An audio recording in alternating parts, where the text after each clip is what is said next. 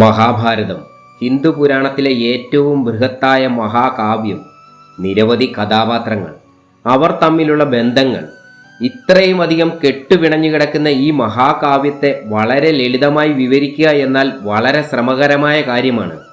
മഹാഭാരത കഥയറിയുവാൻ ആഗ്രഹിക്കുന്ന ഏതൊരാൾക്കും വളരെ ലളിതമായി കഥ മനസ്സിലാക്കുവാൻ ഉപകരിക്കും വിധം കഥ പറയുവാനാണ് ഈ വീഡിയോയിലൂടെ ശ്രമിച്ചിരിക്കുന്നത്. കഥ വളരെ ചുരുക്കി പറഞ്ഞിരിക്കുന്നതിനാൽ നിരവധി സംഭവങ്ങൾ ഒഴിവാക്കിയിട്ടുണ്ട്. മഹാഭാരത കഥ വളരെ ലളിതമായി മനസ്സിലാക്കുക എന്നു മാത്രമാണ് ഈ വീഡിയോയിലൂടെ ഉദ്ദേശിച്ചിരിക്കുന്നത്. മഹാഭാരതം സീരീസിന്റെ പാർട്ട് 1 ലിങ്ക് ഡിസ്ക്രിപ്ഷനിൽ കൊടുത്തിട്ടുണ്ട്. കഥ ആദ്യം മുതൽ അറിയുന്നതിന് ആ വീഡിയോ കണ്ടതിന് ശേഷം മാത്രം ഈ ഭാഗം കാണുവാൻ ശ്രമിക്കുക. ഈ സീരീസ് നിങ്ങൾക്ക് ഇഷ്ടപ്പെടുന്നു എങ്കിൽ അത് കമന്റിലൂടെ അറിയിക്കുക. തുടർന്നുള്ള വീഡിയോകൾ ലഭിക്കുന്നതിനായി ഈ ചാനൽ സബ്സ്ക്രൈബ് ചെയ്ത് ഈ ശ്രമത്തെ പ്രോത്സാഹിപ്പിക്കുക. ഏവർക്കും ഒരിക്കൽ കൂടി ഇതിഹാസ എപ്പിക്കിലേക്ക് സ്വാഗതം. പുത്രന്മാരുണ്ടായ വിവരമറിഞ്ഞ പാണ്ഡുവും കുന്തിയും വളരെയധികം സന്തോഷിച്ചു. പാണ്ഡുവും 2 പത്നിമാരും 5 പുത്രന്മാരും ശതശൃംഗത്തിൽ തന്നെ തുടർന്നും താമസിച്ചു. ഒരു വസന്തകാലത്ത് പാണ്ഡുവും മാദ്രിയും ഒന്നിച്ച് വനത്തിൽ സഞ്ചരിക്കുമ്പോൾ പാണ്ഡുവിന് മാദ്രിയിൽ ആസക്തി ഉണ്ടാവുകയും അവളെ പ്രാപിക്കുകയും ചെയ്തു. മുനിയുടെ ശാപമോർത്ത് അദ്ദേഹത്തെ എതിർക്കുവാൻ മാദ്രി ശ്രമിച്ചു. എങ്കിലും പാണ്ഡു ആഗ്രഹ നിവൃത്തി വരുത്തുക തന്നെ ചെയ്തു. തുടർന്ന് മുനി ശാപത്താൽ പാണ്ഡു മരിച്ചു. പിന്നീട് തൻ്റെ 2 പുത്രന്മാരായ നകുലനെയും സഹദേവനെയും കുന്തിയെ ഏൽപ്പിച്ച ശേഷം മാദ്രി പാണ്ഡുവിന്റെ ചിതയിൽ ആത്മഹൂതി ചെയ്തു. പാണ്ഡുവിന്റെ ചിതാഭസ്മം ഒരു പേടകത്തിലാക്കി കുന്തിയെയും പുത്രന്മാരെയും കൂട്ടി മഹർഷിമാർ ഹസ്തിനപുരിയിലെത്തി. ധൃതരാഷ്ട്രരും ഭീഷ്മരും വിതുരരും മഹർഷിമാരെ ആദരവോടെ സ്വീകരിച്ചു. അവർ പാണ്ഡുവിന്റെ മരണവും മാദ്രിയുടെ അഗ്നിപ്രവേശവും മറ്റും എല്ലാവരോടും വിശദമായി തന്നെ പറഞ്ഞു കേൾപ്പിച്ചു. തുടർന്ന് പാണ്ഡുവിന്റെ ചിതാഭസ്മവും പാണ്ഡുപുത്രന്മാരെയും ധൃതരാഷ്ട്രരെ ഏൽപ്പിച്ചു മഹർഷിമാർ വനത്തിലേക്ക് പോയി. പാണ്ഡുവിന്റെ മരണവാർത്തയറിഞ്ഞ് അദ്ദേഹത്തിന്റെ പിതാവായ വേദവ്യാസൻ കൊട്ടാരത്തിലെത്തി മാതാവായ സത്യവതിയെ കണ്ടു. ഇനിയുള്ള കാലം മോക്ഷം നേടുന്നതിനായി വനത്തിൽ പോയി തപസ് ചെയ്യുന്നതാണ് മാതാവിന് നല്ലതെന്നറിയിച്ചു. സത്യവതി അതിന് സമ്മതിച്ചു. പാണ്ഡുവിന്റെയും ധൃതരാഷ്ട്രരുടെയും മാതാക്കളായ അംബികയും അംബാലികയും സത്യവതിയോടൊപ്പം വനത്തിലേക്ക് പോകുവാൻ തയ്യാറായി. അങ്ങനെ അവർ മൂവരും വനത്തിൽ പോയി ഘോരമായ തപസ് ആരംഭിച്ചു. തുടർന്ന് മൂവരും മരിച്ചു മോക്ഷം നേടിയതായി മഹാഭാരതം ആദിപർവത്തിൽ പറഞ്ഞിരിക്കുന്നു. വർഷങ്ങൾ കഴിഞ്ഞുപോയി. പാണ്ഡുവിന്റെ 5 പുത്രന്മാരും ധൃതരാഷ്ട്രരുടെ 100 പുത്രന്മാരും വളർന്നു. പാണ്ഡവരും അവരുടെ സമപ്രായക്കാരായ കൗരവരും ഒരുമിച്ച് കളിച്ചു വളർന്നു. പാണ്ഡവർ എണ്ണത്തിൽ കുറവായിരുന്നു എങ്കിലും എല്ലാ കളികളിലും അവർ കൗരവരെ പരാജയപ്പെടുത്തി. ബലവാനായ ഭീമന്റെ കായിക ബലത്തിന് മുന്നിൽ പിടിച്ചു നിൽക്കുവാൻ 100 കൗരവർക്കും സാധിച്ചില്ല. കൗരവരെ ഉപദ്രവിച്ച് അവർ വേദന കൊണ്ട് പുളയുന്നത് കാണുന്നത് ഭീമൻ ഇഷ്ടമുള്ള വിനോദമായിരുന്നു. കളിക്കുന്ന അവസരത്തിൽ കൗരവരുടെ തലയ്ക്ക് പിടിച്ച് കൂട്ടിയിടിക്കുക, വെള്ളത്തിൽ മുക്കിപ്പിടിച്ച് അവരെ ശ്വാസം മുട്ടിക്കുക, പഴം പറിക്കാൻ മരത്തിൽ കയറുന്ന കൗരവരെ മരം പിടിച്ച് കുലുക്കി താഴെ ഇടുക, എന്നിട്ടത് കണ്ട് കൈ കൊട്ടിച്ചിരിക്കുക തുടങ്ങിയത് ഭീമന്റെ വിനോദങ്ങളായിരുന്നു. കൗരവർക്ക് ഒരു കാര്യത്തിലും ഭീമനോട് പകരം വീട്ടുവാൻ സാധിച്ചില്ല. ഭീമൻ ഇതൊക്കെ ബാലസഹജമായ ചാബല്യങ്ങളായിരുന്നു. പക്ഷേ ഇതൊക്കെ അറിഞ്ഞപ്പോൾ ധൃതരാഷ്ട്രർക്കും ഭീമനോട് ഈർഷ്യ തോന്നിയെങ്കിലും അദ്ദേഹം അത് പുറത്തു കാണിച്ചില്ല. ധൃതരാഷ്ട്രന് തൻ്റെ മൂത്ത പുത്രനായ ദുര്യോധനോട് മറ്റു പുത്രന്മാരെക്കാൾ വളരെയധികം സ്നേഹമായിരുന്നു. അതിനാൽ ദുര്യോധന്റെ എല്ലാ ആഗ്രഹങ്ങളും സാധിച്ചു കൊടുക്കുവാൻ അദ്ദേഹം എപ്പോഴും ശ്രദ്ധിച്ചിരുന്നു. ദുര്യോധനനിൽ കൂടിയായിരുന്നു അവന്റെ സഹോദരന്മാരെല്ലാം അവരവർക്ക് ആവശ്യമുള്ള കാര്യങ്ങൾ പിതാവിൽ നിന്നും നേടിയെടുത്തത്. തന്മൂലം ദുര്യോധനന് രാജാവിന്റെ മുന്നിലും രാജകൊട്ടാരത്തിലും പ്രത്യേകമായ സ്വാധീനവും പ്രാമണ്യവും ഉണ്ടായിരുന്നു. ദുര്യോധനന് ലഭിച്ച ഈ പ്രമുഖ സ്ഥാനം അവനെ അഹങ്കാരിയും ഗർവിഷ്ഠനുമാക്കി തീർത്തു. എന്നാൽ പാണ്ഡവർ ഒരിക്കലും ദുര്യോധനെ ആശ്രയിക്കുകയോ അവന്റെ പ്രാമണ്യം അംഗീകരിക്കുകയോ ചെയ്തിരുന്നില്ല. കൂടാതെ സൗകര്യം കിട്ടുമ്പോഴൊക്കെ ദുര്യോധനെ ഉപദ്രവിക്കുവാൻ ഭീമൻ ഒരു മടിയും കാണിച്ചതുമില്ല. ഭീമന്റെ ഉപദ്രവം സഹിക്കവയ്യാതെ വന്നപ്പോൾ അവനെ വെള്ളത്തിൽ മുക്കി കൊല്ലുവാൻ തന്നെ കൗരവർ തീരുമാനിച്ചു. തുടർന്ന് ഭീമന് കാളകൂട വിഷം ചേർത്ത പലഹാരം ദുര്യോധനൻ സ്നേഹപൂർവ്വം നൽകി. ഇത് ഭക്ഷിച്ച ഭീമൻ വിഷത്തിന്റെ ശക്തിയാൽ ബോധരഹിതനായി. ഈ തക്കം നോക്കി ദുര്യോധനും സഹോദരങ്ങളും കൂടി ഭീമനെ ബന്ധിച്ച് ഗംഗാനദിയിൽ കൊണ്ടുചെന്നിട്ടു. ജലത്തിൽ താണുപോയ ഭീമൻ അവസാനം നാഗലോകത്തെത്തി. തങ്ങളുടെ നാഗലോകത്തിലെത്തിയ മനുഷ്യബാലകനെ നാഗങ്ങൾ കൊത്തി. ഉഗ്രവിഷമുള്ള നാഗങ്ങളുടെ കടിയേറ്റപ്പോൾ ഭീമന് ബോധം വീണ്ടു കിട്ടി. ഭീമൻ തൻ്റെ ശരീരത്തിലെ കെട്ടുകൾ പൊട്ടിച്ചു. അവൻ നാഗങ്ങളെ ആക്രമിക്കുവാൻ തുടങ്ങി. ഇതിൽ കോപിതരായ നാഗങ്ങൾ കൂട്ടത്തോടെ വന്ന് ഭീമനെ ആക്രമിക്കുവാൻ തുടങ്ങി. എന്നാൽ അവരുടെ വിഷം ഭീമനിൽ ഒരു സ്വാധീനവും ഉണ്ടാക്കിയില്ല. ഒടുവിൽ നാഗങ്ങൾ അവരുടെ രാജാവായ വാസുകിയുടെ മുന്നിലെത്തി വിവരങ്ങൾ അറിയിച്ചു. വാസുകി ഭീമന്റെ അടുത്തെത്തുകയും അവന്റെ വീരപരാക്രമങ്ങൾ കണ്ട് അവനെ അഭിനന്ദിക്കുകയും ചെയ്തു. 1000 ആനകളുടെ ശക്തി നൽകുവാൻ കഴിയുന്ന ദിവ്യമായ ഔഷധം നിറച്ച കുടങ്ങൾ നാഗലോകത്തുണ്ടായിരുന്നു. അവ ഭീമന് നൽകുവാൻ വാസുകി ആജ്ഞാപിച്ചു. ഭീമൻ 8 കുടം ഔഷധം നിഷ്പ്രയാസം കുടിച്ചു. അതോടുകൂടി അവൻ മഹാശക്തിമാനായി തീർന്നു. ഔഷധം ദഹിച്ചു കിട്ടുന്നതിനായി 8 ദിനങ്ങൾ ഭീമന് ഗാഢനിദ്രയിൽ കഴിയേണ്ടി വന്നു. 8 ദിനങ്ങൾക്ക് ശേഷം നാഗങ്ങൾ ഭീമനെ തിരികെ അയച്ചു. ഇതോടുകൂടി ഭീമന് 10,000 ആനകളുടെ ശക്തി ലഭിച്ചു. തിരികെ കൊട്ടാരത്തിലെത്തിയ ഭീമനെ കണ്ട് കുന്തിയും സഹോദരങ്ങളും വളരെയധികം സന്തോഷിച്ചു. ബാല്യകാലം മുതൽ ശന്തനു മഹാരാജാവിന്റെ കൊട്ടാരത്തിൽ വളർന്ന കൃപാചാര്യർ പാണ്ഡവർക്കും കൗരവർക്കും അസ്ത്രാഭ്യാസം നൽകി തുടങ്ങി. കൃപാചാര്യർ രാജകുമാരന്മാർക്ക് അസ്ത്രവിദ്യ പകർന്നു നൽകിയെങ്കിലും അദ്ദേഹത്തെക്കാൾ കഴിവുള്ള ഒരാചാര്യനെ കൊണ്ട് കുമാരന്മാർക്ക് മികച്ച പരിശീലനം നൽകുവാൻ ഭീഷ്മ പിതാമഹൻ ആഗ്രഹിച്ചു. തുടർന്ന് ദ്രോണാചാര്യർ പാണ്ഡവരുടെയും കൗരവരുടെയും ഗുരുവായി തീർന്നു. ധനുർവിദ്യയിൽ ഏറ്റവും അധികം പാടവം പ്രദർശിപ്പിച്ചത് അർജുനനായിരുന്നു. അതിനാൽ തൻ്റെ ശിഷ്യന്മാരിൽ ദ്രോണർ ഏറ്റവും അധികം സ്നേഹിച്ചത് അർജുനനെയായിരുന്നു. ഒരിക്കൽ കാട്ടാള രാജാവായ ഹിരണ്യധനുസിന്റെ പുത്രനായ ഏകലവ്യൻ ദ്രോണരെ സമീപിച്ചു. തന്നെ അസ്ത്രവിദ്യ അഭ്യസിപ്പിക്കണമെന്ന് അഭ്യർത്ഥിച്ചു. വിദ്യ അഭ്യർത്ഥിച്ച് ഗുരുവിനെ സമീപിക്കുന്നവനെ തള്ളിക്കളയുന്നത് ശരിയല്ല. എന്നാൽ ചണ്ടാളനായ ഏകലവ്യനെ ക്ഷത്രിയ രാജകുമാരന്മാരോടൊപ്പം നിർത്തി വിദ്യ അഭ്യസിപ്പിക്കുവാനും സാധിക്കില്ല. ഇപ്രകാരം ചിന്തിച്ച ദ്രോണാചാര്യർ ഏകലവ്യനോട് പറഞ്ഞു, നിന്നെ ഇവിടെ നിർത്തി അസ്ത്രാഭ്യാസം ചെയ്യിക്കുവാൻ ബുദ്ധിമുട്ടുണ്ട്. എന്നാൽ നിന്നെ എൻ്റെ ശിഷ്യനായി അംഗീകരിച്ചിരിക്കുന്നു. ഇവിടെ ഞാൻ രാജകുമാരന്മാരെ അഭ്യസിപ്പിക്കുന്നത് കണ്ടിട്ട് നീ കാട്ടിലേക്ക് പോവുക. എൻ്റെ ഒരു മൺപ്രതിമ ഉണ്ടാക്കി അതിൻ്റെ മുൻപിൽ നിന്ന് നീ സ്വയം അഭ്യസിക്കുക.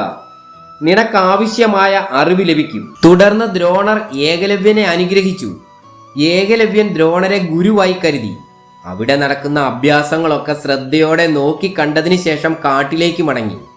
അവിടെ എത്തിയ ഏകലവ്യൻ ദ്രോണരുടെ രൂപം മണ്ണുകൊണ്ട് നിർമ്മിച്ച് അതിൻ്റെ മുൻപിൽ സ്വയം അസ്ത്രവിദ്യ അഭ്യസിച്ചു തുടങ്ങി. നാളുകൾക്ക് ശേഷം അവൻ ഒരു ഉത്തമ യോദ്ധാവായി മാറി. കുറച്ചു നാളുകൾക്ക് ശേഷം പാണ്ഡവർ നായാട്ടിനായി വനത്തിലേക്ക് പോയി. നായാട്ടു സംഘത്തിലുണ്ടായിരുന്ന ഒരു നായ ഏകലവ്യന്റെ അടുത്തെത്തി കുരയ്ക്കുവാൻ തുടങ്ങി. അവൻ 7 ശരങ്ങളെടുത്ത് നായയുടെ വായ ബന്ധിച്ചു. വായിൽ ശരങ്ങൾ കൊണ്ട് വേദനയോടെ നായ ഓടി പാണ്ഡവരുടെ അടുത്തെത്തി. നായയുടെ വായ 7 ശരങ്ങൾ കൊണ്ട് തുന്നിച്ചേർത്തതുപോലെ മൂടിക്കെട്ടിയിരിക്കുന്നത് കണ്ടപ്പോൾ പാണ്ഡവർ ആശ്ചര്യപ്പെട്ടു. അവർ അവിടെ എല്ലാം തിരഞ്ഞപ്പോൾ ഏകലവ്യനെ കണ്ടുമുട്ടി. അവനാണ് നായയുടെ വായ ബന്ധിച്ചതെന്ന് പാണ്ഡവർക്ക് മനസ്സിലായി. തന്നെക്കാൾ വലിയവനായ ഈ വില്ലാളി വീരൻ ദ്രോണരുടെ അജ്ഞാതനായ ശിഷ്യനാണെന്നറിഞ്ഞ അർജുനന് വളരെയധികം നിരാശ തോന്നി. അർജുനൻ ദ്രോണരുടെ മുൻപിലെത്തി അദ്ദേഹത്തോട് ചോദിച്ചു, ആചാര്യ, അസ്ത്രപ്രയോഗത്തിൽ എന്നെ ജയിക്കുവാൻ മറ്റാരും ഉണ്ടാവുകയില്ലെന്ന് അങ്ങ് എന്നോട് പറഞ്ഞു. ഇപ്പോഴിതാ എന്നെ വെല്ലുന്ന വിധത്തിൽ അസ്ത്രം പ്രയോഗിക്കുവാൻ കഴിവുള്ള ഒരുവൻ ഉണ്ടായിരിക്കുന്നു. തുടർന്ന് അർജുനൻ ഏകലവ്യന്റെ വിവരങ്ങളെല്ലാം ദ്രോണാചാര്യരോട് പറഞ്ഞു. ദ്രോണർ ഉടൻ തന്നെ പാണ്ഡവരെയും കൂട്ടി ഏകലവ്യന്റെ അടുക്കലെത്തി. തൻ്റെ ഗുരുവിനെ കണ്ടപ്പോൾ അതിയായി സന്തോഷിച്ച ഏകലവ്യൻ ദ്രോണരുടെ പാദത്തിൽ തൊട്ട് നമസ്കരിച്ചു. ഞാൻ ഭവാന്റെ വിനീത ശിഷ്യനാണെന്ന് പറഞ്ഞ് കൈകൂപ്പി നിന്നു. ഇത് കേട്ടപ്പോൾ ദ്രോണാചാര്യർ പറഞ്ഞു, നീ എൻ്റെ ശിഷ്യനാണെങ്കിൽ എനിക്ക് ഗുരുദക്ഷിണ നൽകുക. ഏകലവ്യൻ സന്തോഷത്തോടെ പറഞ്ഞു, ഗുരു, ഞാൻ എന്താണ് അങ്ങേക്ക് ദക്ഷിണയായി നൽകേണ്ടതെന്ന് പറഞ്ഞാലും ഗുരുവിന് നൽകുവാൻ വയ്യാത്തതായി ഒന്നും എനിക്കില്ല. വലതു കൈയുടെ പെരുവിരൽ മുറിച്ച് ദക്ഷിണയായി നൽകുവാനാണ് ദ്രോണർ ആവശ്യപ്പെട്ടത്. ഏകലവ്യൻ ഇത് കേട്ട് ഞെട്ടിയെങ്കിലും ഒരു കൂസലും കൂടാതെ സന്തോഷത്തോടെ അവൻ തൻ്റെ പെരുവിരൽ അറുത്തു ഗുരുവിന് മുൻപാകെ ദക്ഷിണയായി സമർപ്പിച്ചു. ദ്രോണർ അർജുനനോടൊപ്പം സന്തുഷ്ടനായി ഗുരുകുലത്തിലേക്ക് മടങ്ങി. പെരുവിരലില്ലാതെ മറ്റു വിരൽ കൊണ്ട് പിന്നെയും ഏകലവ്യൻ അസ്ത്രപ്രയോഗം നടത്തി. എങ്കിലും പഴയതുപോലെ മികവുറ്റ പോരാളിയാകുവാൻ അവന് പിന്നീട് സാധിച്ചില്ല. അർജുനനെ വെല്ലാൻ കഴിവുണ്ടാകുമായിരുന്ന ഏകലവ്യൻ അർജുനന്റെ പിന്നിലേക്ക് തള്ളപ്പെട്ടു. അവൻ പിന്നീട് കുരുക്ഷേത്ര യുദ്ധത്തിൽ കൗരവരോടൊപ്പം ചേർന്ന് പാണ്ഡവർക്കെതിരായി ധീരമായി പോരാടി വീരമൃത്യു വരിച്ചു. കാലം പിന്നെയും കടന്നുപോയി. രാജകുമാരന്മാരെല്ലാം ആയുധവിദ്യയിൽ നിപുണരായി. തുടർന്ന് കുമാരന്മാരുടെ കഴിവുകൾ പൊതുജനങ്ങൾക്കും രാജാക്കന്മാർക്കും മുൻപിൽ പ്രദർശിപ്പിക്കുന്ന വേദിയിൽ എല്ലാ രാജകുമാരന്മാരും അവരവരുടെ കഴിവുകൾ പ്രദർശിപ്പിച്ചു. ഭീമനും ദുര്യോധനനും തമ്മിൽ ഗദായുധ മത്സര പ്രകടനം നടത്തി. രണ്ടുപേരും ഗദായുദ്ധത്തിൽ ഒരുപോലെ പ്രാവീണ്യം നേടിയവരായിരുന്നു. അവരിൽ ആർക്കാണ് കൂടുതൽ മുൻതൂക്കമെന്ന് നിർണയിക്കുവാൻ കഴിയാത്ത വിധത്തിലായിരുന്നു അവരുടെ പ്രകടനം. ശാശ്വത വൈരികളായ ഭീമനും ദുര്യോധനും കൂടി നടത്തുന്ന പ്രദർശന മത്സരം യഥാർത്ഥ പോരാട്ടമായി മാറിയപ്പോൾ ദ്രോണർ ഇടപെട്ട് അവരുടെ മത്സരം നിർത്തിവെച്ചു. തുടർന്ന് ദ്രോണൻ പ്രദർശനവേദിയിലെത്തി പറഞ്ഞു, അടുത്തതായി സർവശസ്ത്ര പണ്ഡിതനും എനിക്ക് ഏറ്റവും പ്രിയങ്കരനുമായ അർജുനനാണ് രംഗപ്രവേശം ചെയ്യുന്നത്. അവൻ ഇന്ദ്രദേവന്റെ പുത്രനും മഹാവിഷ്ണുവിന് തുല്യനുമാണ്. തുടർന്ന് വേദിയിലെത്തിയ അർജുനൻ തന്റെ അസ്ത്രവിദ്യ പ്രകടനം ആരംഭിച്ചു. അവൻ ആഗ്നേയാസ്ത്രത്താൽ അഗ്നി ഉണ്ടാക്കി, വരുണാസ്ത്രത്താൽ മഴയുണ്ടാക്കി, വയവ്യാസ്ത്രത്താൽ കൊടുങ്കാറ്റുണ്ടാക്കി, ഇന്ദ്രാസ്ത്രത്താൽ ആകാശത്ത് കാർമേഘവും ശക്തമായ ഇടിയും മിന്നലും ഉണ്ടാക്കി. മത്സരവേദിയിൽ കെട്ടിത്തൂക്കിയിട്ടിരുന്ന കാളക്കൊമ്പിൽ 21 അസ്ത്രങ്ങൾ മുറക്കെയ്തു കൊള്ളിച്ചു. അർജുനന്റെ പ്രകടനം കണ്ട സകലരും ആശ്ചര്യപ്പെട്ടു. അവർ അർജുനന് ജയ് വിളിച്ചു. അർജുനൻ പ്രകടനം അവസാനിപ്പിച്ച് കാണികളെ കൈകൂപ്പി വന്ദിച്ചു. ഈ സമയത്ത് രംഗവേദിയുടെ പ്രവേശന കവാടത്തിൽ ഒരാളെത്തി. ദർശന മാത്രയിൽ തന്നെ ജനങ്ങളുടെ ശ്രദ്ധ അവനിൽ പതിഞ്ഞു. അത്ഭുതത്തോടെ എല്ലാവരും അവനെ നോക്കി നിന്നു. കാണികളുടെ ആരവം നിലച്ചു. തേജസ്വിയായ ആ യുവാവ് ചുറുചുറുക്കോടെ നടന്നു വന്ന് പ്രദർശനവേദിയുടെ മധ്യത്തിൽ നിന്നു. ഉജ്ജ്വലമായ കവചം ധരിച്ച് സൂര്യപ്രഭയെ വെല്ലുന്ന കർണകുണ്ടലങ്ങളും ബില്ലും വാളും കരങ്ങളിലേന്തി നിർഭയനായി വന്നു നിന്ന യുവകേസരിയെ കണ്ട കാണികൾ ഒരേ ശബ്ദത്തിൽ പറഞ്ഞു, കർണൻ. കർണൻ സദസ്സിലൊട്ടാകെ കണ്ണോടിച്ചു. കൃപന്റെയും ദ്രോണന്റെയും മുൻപിലെത്തി തല മാത്രം കുനിച്ച് നാമമാത്രമായി വണങ്ങി. അതിനുശേഷം അർജുനനെ നോക്കി പറഞ്ഞു, ഹേ പാർത്ഥ, നീ കാട്ടിയ വിദ്യകളൊക്കെ അതിനേക്കാൾ മികച്ചതായി ഞാൻ ഇവിടെ കാണിക്കാം. എന്താണ് കർണൻ കാണിക്കാൻ പോകുന്നതെന്ന് അറിയുവാനുള്ള ആകാംക്ഷയോടെ കാണികൾ അവരവരുടെ ഇരിപ്പിടങ്ങളിൽ നിന്ന് എഴുന്നേറ്റ് നിന്നു. കർണൻ ദ്രോണാചാര്യരുടെ അനുമതിയോടെ തന്റെ അഭ്യാസങ്ങൾ പ്രകടിപ്പിക്കുവാൻ തുടങ്ങി. അർജുനൻ ചെയ്തതൊക്കെ വളരെ നിസ്സാരമായി കർണൻ ചെയ്തു. കർണന്റെ മികവുറ്റ പ്രകടനം കണ്ട കാഴ്ചക്കാർ കർണന് ജയ് വിളിച്ചു. ദുര്യോധനാദികൾക്ക് കർണന്റെ മികച്ച പ്രകടനം മരണശയ്യയിൽ കിടക്കുന്നവന് അമൃത് ലഭിക്കുന്നത് പോലെ ഉത്തേജകമായ ഔഷധമായിരുന്നു. അവർ മത്സരവേദിയുടെ മധ്യത്തിലേക്ക് ഓടിയെത്തി കർണന്റെ ചുറ്റും നിന്ന് അവനെ അഭിനന്ദനം കൊണ്ട് മൂടി. ദുര്യോധനൻ കർണനെ ആലിംഗനം ചെയ്തുകൊണ്ട് പറഞ്ഞു, നിനക്ക് സ്വാഗതം. നീ ഈ സന്ദർഭത്തിൽ എത്തിയത് വളരെ നന്നായി. എനിക്കുള്ളതെല്ലാം നിനക്ക് അധീനമാണ്. കർണൻ പറഞ്ഞു, ഭവാൻ എന്നും എൻ്റെ ഉത്തമ സുഹൃത്തായിരിക്കണം. മറ്റൊന്നും എനിക്ക് ആവശ്യമില്ല. ഞാൻ അർജുനനോട് ദ്വന്ദ്വയുദ്ധം ചെയ്യുവാൻ ആഗ്രഹിക്കുന്നു. ഇത് കേട്ട അർജുനൻ പറഞ്ഞു, ഓഹോ, അങ്ങനെയാകാം. അതോടെ നിന്നെ കാലപുരിക്കയച്ചേക്കാം. ഇത് കേട്ട കർണൻ പുച്ഛസ്വരത്തിൽ പറഞ്ഞു, എന്തിനാണ് വീമ്പ് പറയുന്നത്? നമുക്ക് അസ്ത്രങ്ങൾ കൊണ്ട് സംസാരിക്കാം. രണ്ടുപേരും ദ്വന്ദ്വയുദ്ധത്തിന് തയ്യാറായി. അപ്പോൾ കൃപാചാര്യർ പറഞ്ഞു, ദ്വന്ദ്വയുദ്ധ നിയമപ്രകാരം രാജകുമാരന്മാർ ഒരിക്കലും സാധാരണക്കാരോട് യുദ്ധം ചെയ്യുവാൻ പാടില്ല. കർണൻ രാജകുമാരനല്ല, അവനൊരു സൂതപുത്രനാണ്. അതിനാൽ ഇവന് അർജുനനൊപ്പം നിന്ന് പോരാടുവാൻ സാധിക്കില്ല. ഇത് കേട്ട കർണൻ ലജ്ജിച്ച് തല താഴ്ത്തി.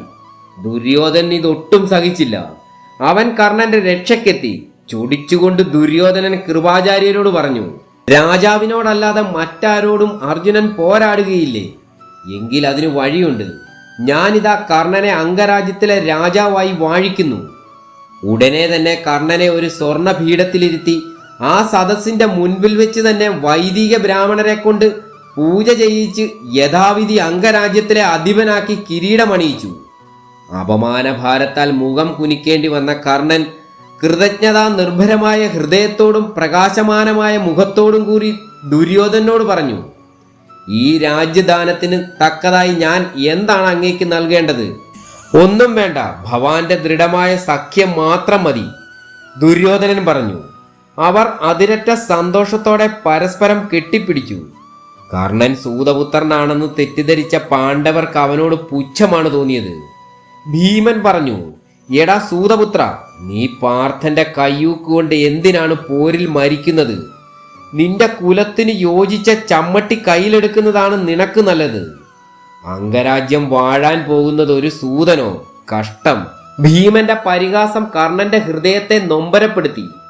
അപമാനത്താലും അമർഷത്താലും അവന്റെ ചുണ്ടുകൾ വിറച്ചു. സ്വന്തം പിതാവാണെന്നറിയാതെ അസ്തമയ സൂര്യനെ നോക്കി കർണൻ നെടുവീർപ്പെട്ടു. അപ്പോൾ ദുര്യോധനൻ അലറിക്കൊണ്ട് ഭീമനോട് പറഞ്ഞു, ഭീമ, ഇത്തരം വാക്കുകൾ ഒരു ക്ഷത്രിയന് ചേർന്നതല്ല. ശൂരന്മാരുടെയും നദികളുടെയും ഉത്ഭവസ്ഥാനം ആരും അന്വേഷിക്കാറില്ല.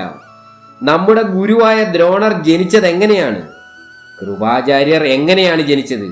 നീ തന്നെ എങ്ങനെയാണ് പിറന്നത്? കർണനെ അധിക്ഷേപിക്കാൻ എന്താണുള്ളത്? അവൻ അംഗരാജ്യം മാത്രമല്ല, ലോകം മുഴുവൻ ഭരിക്കാൻ കെൽപ്പുള്ളവനാണ്. ദുര്യോധനന്റെ വീരഗർജനം കേട്ടപ്പോൾ അത് സത്യവും ന്യായയുക്തവുമാണെന്ന് കേട്ടിരുന്ന സദസ്സിന് തോന്നി. തന്റെ പുത്രനായ കർണന്റെ ദുര്യോഗത്തിൽ ദുഃഖിതനായ സൂര്യഭഗവാൻ ആ രംഗം കണ്ടു നിൽക്കുവാൻ കഴിയാതെ പശ്ചിമവാരിധിയിൽ മറഞ്ഞു. സൂര്യൻ അസ്തമിച്ചു കഴിഞ്ഞാൽ പിന്നെ ദ്വന്ദ്വയുദ്ധം നടത്താൻ നിയമമില്ല. അങ്ങനെ കർണനും അർജുനനും കൂടി ഉണ്ടാകുമായിരുന്ന ഏറ്റുമുട്ടൽ ഒഴിവായി. ദ്വന്ദ്വയുദ്ധം ഒഴിവായതിൽ ഏറ്റവും കൂടുതൽ സന്തോഷിച്ചത് കുന്തിമാതാവായിരുന്നു. തന്റെ 2 പുത്രന്മാർ പരസ്പരം ഏറ്റുമുട്ടുന്നത് ഒഴിവായതിലും തന്റെ സീമന്തപുത്രൻ അംഗരാജാവായതിലും അവർ ഉള്ളാലെ സന്തോഷിച്ചു. ദുര്യോധനൻ കർണനെ സാന്ത്വനപ്പെടുത്തി തന്റെ കൂടെ കൊണ്ടുപോയി. കാണികളിൽ ചിലർ അർജുനനെയും മറ്റു ചിലർ കർണനെയും പുകഴ്ത്തി. രാജകുമാരന്മാരുടെ വിദ്യാഭ്യാസം പൂർത്തിയായപ്പോൾ ദ്രോണാചാര്യർക്ക് ഗുരുദക്ഷിണ നൽകേണ്ട സമയമായി. അദ്ദേഹം ആവശ്യപ്പെട്ട ഗുരുദക്ഷിണ പാഞ്ചാല രാജാവായ ദ്രുപദനെ പിടിച്ചുകെട്ടി തന്റെ മുൻപിൽ കൊണ്ടുവരിക എന്നതായി. ദ്രുപദനെ പരാജയപ്പെടുത്തുവാൻ ആദ്യം പുറപ്പെട്ട കൗരവർ പരാജയപ്പെട്ടു മടങ്ങി. തുടർന്ന് പാണ്ഡവർ ദ്രുപദനെയും അദ്ദേഹത്തിന്റെ സൈന്യത്തെയും പരാജയപ്പെടുത്തി. ദ്രുപദനെയും അദ്ദേഹത്തിന്റെ മന്ത്രിയായ സത്യജിത്തിനെയും ബന്ദിയാക്കി ദ്രോണരുടെ മുന്നിലെത്തിച്ചു. ദ്രുപദൻ അപമാനഭാരത്തോടെ ദ്രോണരുടെ മുന്നിൽ ശിരസ് കുനിച്ചു നിന്നു. ദ്രോണർ പറഞ്ഞു, ദ്രുപദ രാജാവേ, നിന്റെ രാജസ്ഥാനം തീർന്നിരിക്കുന്നു. നിന്റെ ജീവൻ ഇപ്പോൾ എന്റെ കൈകളിലാണ്. പണ്ട് നാം സുഹൃത്തുക്കളായിരുന്ന വിവരം ഇപ്പോൾ നീ ഓർക്കുന്നുണ്ടോ? ഗുരുവിന്റെ ആശ്രമത്തിൽ നാം ഉറ്റ തോഴന്മാരായി ഒന്നിച്ചു പഠിച്ചു വളർന്നത് നീ ഓർക്കുന്നുണ്ടോ? എന്റെ മനസ്സിൽ അതിന്റെ മധുര സ്മരണകൾ ഇന്നും തങ്ങി നിൽക്കുന്നുണ്ട്. നിനക്ക് പ്രാണഭയം വേണ്ട. വിപ്രനായ ഞാൻ ക്ഷമയുള്ളവനാണ്. ഇപ്പോൾ ഞാനാണ് പാഞ്ചാല രാജാവ്. എങ്കിലും രാജാവല്ലാത്ത നിന്നെ എന്റെ സുഹൃത്തായി കരുതുവാൻ എനിക്ക് വിരോധമില്ല. പാഞ്ചാല ദേശത്തിന്റെ പകുതി ഭാഗം നിനക്ക് നാം നൽകാം. അവിടുത്തെ രാജാവായി നിനക്ക് തുടരാം. വടക്കുഭാഗത്തുള്ള രാജ്യത്തിന്റെ നാഥൻ ഞാനാണ്. ഇപ്പോൾ നാം തുല്യരായി. നിനക്ക് സമ്മതമെങ്കിൽ എന്റെ തോഴനായി തുടരാം. അപമാനിതനായ ദ്രുപദൻ ഈ വ്യവസ്ഥ സമ്മതിച്ചു. തുടർന്ന് ദ്രുപദനെ ദ്രോണർ മോചിപ്പിച്ചു. ദ്രോണർ വടക്കൻ പാഞ്ചാലത്തിന്റെ രാജാവായി പുത്രനായ അശ്വത്ഥാമാവിനെ അവരോധിച്ചു. ദ്രോണൻ പാണ്ഡവരെ അനുഗ്രഹിച്ചു. അർജുനനെ പ്രത്യേകമായി വിളിച്ച് അദ്ദേഹം ഇപ്രകാരം പറഞ്ഞു, ഞാനിപ്പോൾ അതിവിശിഷ്ടമായ ബ്രഹ്മശിരസ് എന്ന അസ്ത്രം അത് ഉപയോഗിക്കുവാനും പിൻവലിക്കുവാനുമുള്ള മന്ത്രങ്ങളോടുകൂടി നിനക്ക് നൽകുകയാണ്. ഏറ്റവും വിശിഷ്ടമായ അസ്ത്രമാണിത്. ഇത് വളരെ ശുദ്ധിയായി സൂക്ഷിക്കുക. ഭൂമി മുഴുവൻ ചുട്ടു ചാമ്പലാക്കുവാനുള്ള കഴിവ് ഈ അസ്ത്രത്തിനുണ്ട്. ഈ അസ്ത്രം മനുഷ്യരിൽ പ്രയോഗിക്കരുത്. മനുഷ്യരല്ലാത്ത ശത്രുവിനെതിരെ മാത്രം ഇത് പ്രയോഗിക്കുക. അർജുനൻ ഗുരുവിനെ വന്ദിച്ച് അസ്ത്രം ഏറ്റുവാങ്ങി.